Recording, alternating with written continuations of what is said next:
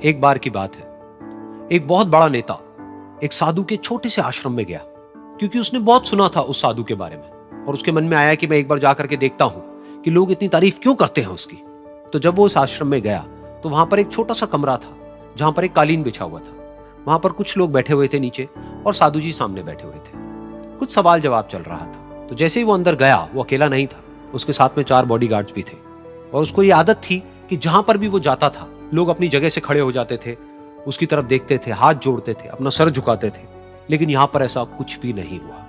साधु ने उसकी तरफ देखा तक नहीं, क्योंकि वो साधु किसी के सवाल का जवाब दे रहे थे। लेकिन नेता को इस बात पे गुस्सा आ गया। नेता को लगा कि ये मेरी बेइज्जती है।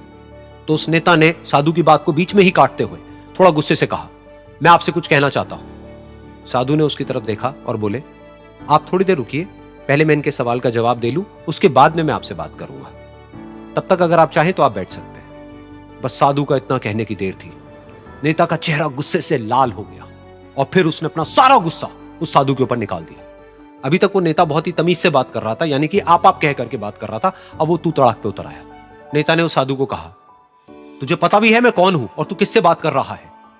साधु ने उसकी तरफ देखा और कहा, मुझे इससे कोई फर्क नहीं पड़ता कि आप कौन हैं, लेकिन आप जो कोई भी हैं, अगर आप चाहते हैं कि मैं आपके सवाल का जवाब दूं या आपसे बात करूं तो आपको कुछ देर रुकना होगा। और साधु के ये कहते ही नेता गुस्से से पागल हो गया और वहीं सबके सामने चीखने चिल्लाने लग गया, अब मैं तुझे तेरी असली औकात दिखाऊंगा।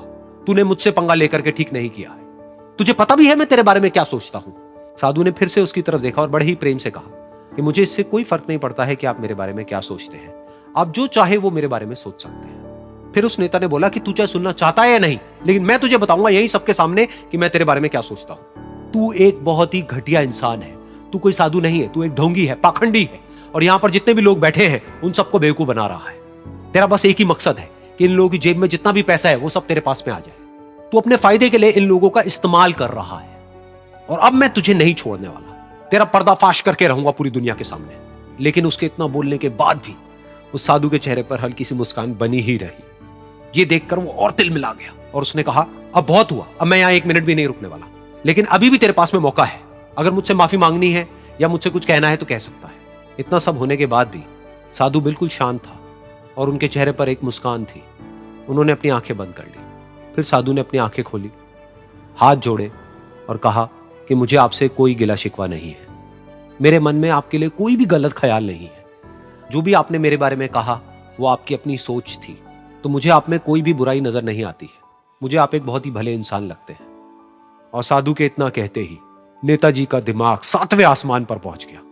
उनके चेहरे पर एक अजीब सी खुशी थी, क्योंकि उस साधु ने वो ही कहा जो बाकी सब लोग उस नेता को कहते हैं। और वो खुशी खुशी उस आश्रम से अपने घर की तरफ चला गया और जा करके अपने पिताजी के साथ में बैठ गया। उसके पिताजी की आंखें बंद थी और वो ध्यान में थे। पूरी जिंदगी उन्होंने सिर्फ लोगों की सेवा करी और बदले में कुछ भी एक्सपेक्ट नहीं किया। तो थोड़ी देर बाद जब उन्होंने अपनी आंखें खोली और देखा अपने बेटे को अपने साथ बैठे हुए, तो उनके बेटे के चेहरे पर आज एक अजीब सी खुशी थी जो आज से पहले उन्होंने कभी नहीं देखी थी। फिर उसने एक एक करके सब कुछ बताया कि आज क्या हुआ, किस तरह से वो आश्रम गया, वहां पर क्या हुआ, उसने क्या कहा, उन्होंने क्या कहा। तो जब इसके पिताजी ने पूरी बात सुनी तो थोड़ा सा मुस्कुराए और अपने बेटे को देख करके बोले कि उन्होंने तुम्हारी तारीफ नहीं करी है, क्योंकि उन्होंने वो नहीं कहा कि जो तुम हो, उन्होंने वो कहा कि जो वो खुद है।